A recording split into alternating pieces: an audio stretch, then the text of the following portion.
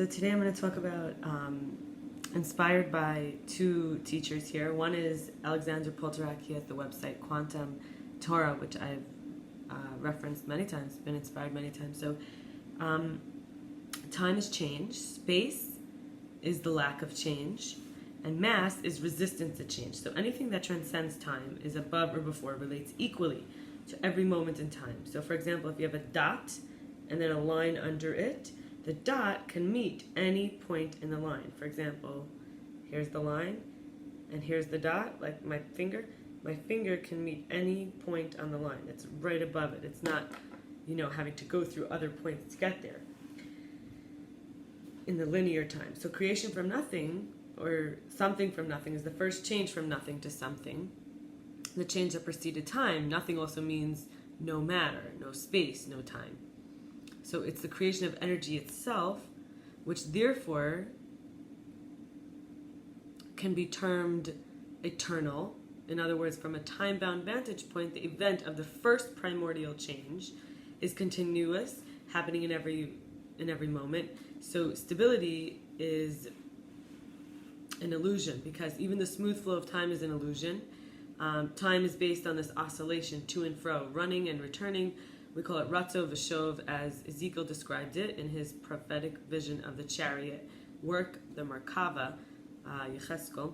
And so we realize that existence is change, and change is the common denominator. So everything's in flux. Our heart is beating, we're breathing, there's cellular vibrations in the atoms, jittering in their crystalline kind of structures, and there's electrons orbiting, there's subatomic particles, there's a quantum field.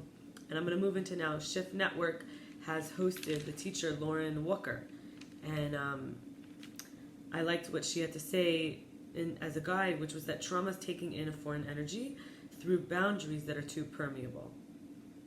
So a breach causes stress, which can be subtle, even undetectable, or it can grow and cause large and lasting effects.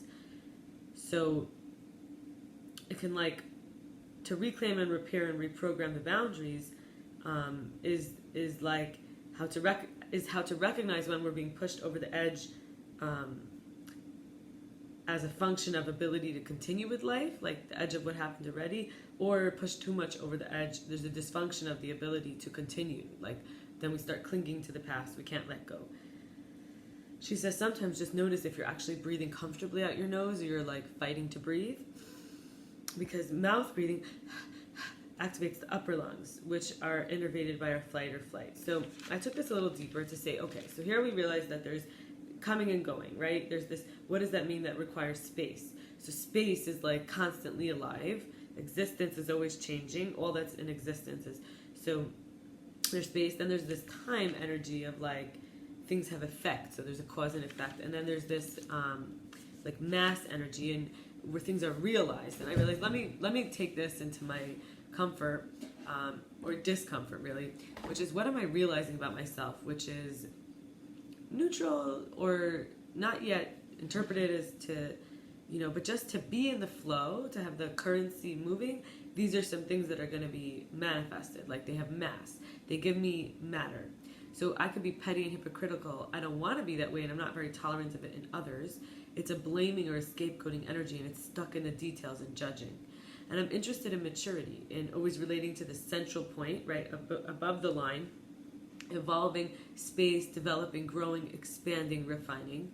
And I'm very warm and enthusiastic, bringing people to joy and love and laughter and connection. And as much as I matter to myself is how much I don't care if I matter to someone else, and how much anyone can matter to me. So, for example, as much as I honor me is as much as I can honor Sabbath, time and glory is as much as I can honor someone else's decisions to honor Sabbath. Now, what does this mean, in terms of being in charge? So, in charge is to be in the charge, in the power flow, in the surge, in the higher strength, in the bigger, in the giant, in the dominant, in the flow in the current, right? So giving myself permission is not taking on more responsibilities than I can, right? Giving ourselves permission to be who we are is to allow the weight, but also being a love giant, being the bigger person, right? But of love, even when I'm called dirty body, nasty bitch, lazy and fat. These are things that happened within the last month or two. dog, liar, doubter, wicked, being publicly humiliated or rejected because of being a witness or a seer of somebody, non-believer, annoying, parasite. And that's all a lot, right? Or living, when else am I in charge? Is when I'm living with unmet needs, unmet desires, living with unfulfilled yearnings instead of jumping to denial or to suppress them. Learning to rest. What am I giving matter to, right? In the space-time is learning to rest. It's an integral part of trust. Trusting my hard work that I've done, my body and its limits, and its limits that it communicates to me and its communications, and for the sake of growth. The limits are temporary. I'm always adjusting, right? Being a triangle of a shape with more points rather than just having 2 points of gravity. So like the tightness from each corner, like let's say there's 2 edges, so it keeps the middle loose in such a way when you have 3 that the middle doesn't have to contract. So the structure is tight enough so it doesn't collapse. And an atom is like an 8-pointed triangle.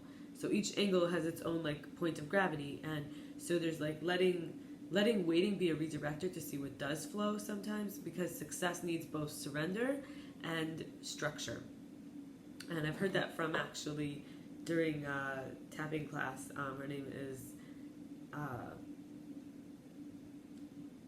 Jennifer Partridge, I believe.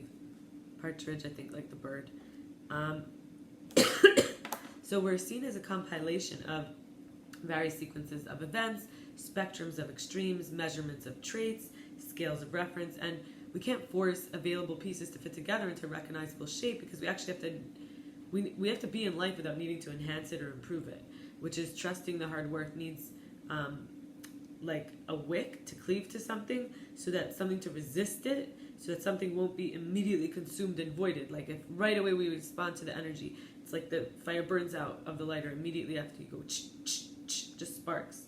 So time is a gift of processes and changes, so that not everything happens all at once. So the spark takes time. So we actually start to let people react and prepare for it in a way. We start to live in the mystery of the questions and stay honest as a dignity. We give people the right to say no and give ourselves landing pads. We use scales of reference and measurement that we rely on that are valid because we've taken the time to trust them.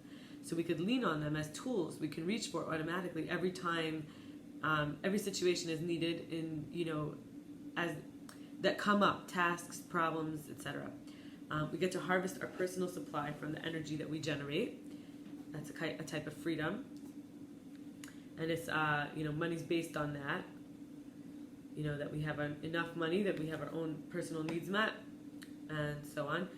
Not letting people's opinions or values dictate whether we consider something a waste of time or energy, and in turn, whether I consider myself a waste of time or energy. Understanding a little each day goes a long way, more than once a week in a big piece. So momentum requires many small pushes that keep it moving. And finally, knowing that committing to something new is always a challenge for me. It's a risk. I don't have to leap head first. I can explore at my own pace and new things in whichever ways that suit the circumstances appropriately. So, for example, prioritize. Oh, and as a separate point, so not finally, now finally, that was penultimate, which is second to last. I learned from an ex-boyfriend, Benjamin, or Kevin Kamen. Prioritizing peace for long-term sake of future Shayna. So that even if right now the peaceful way may be like doing a reaction, prioritizing peace by not reacting for the sake that I don't always have to create this habit of reacting. So I hope this was interesting. I look forward to similar topics, and be well.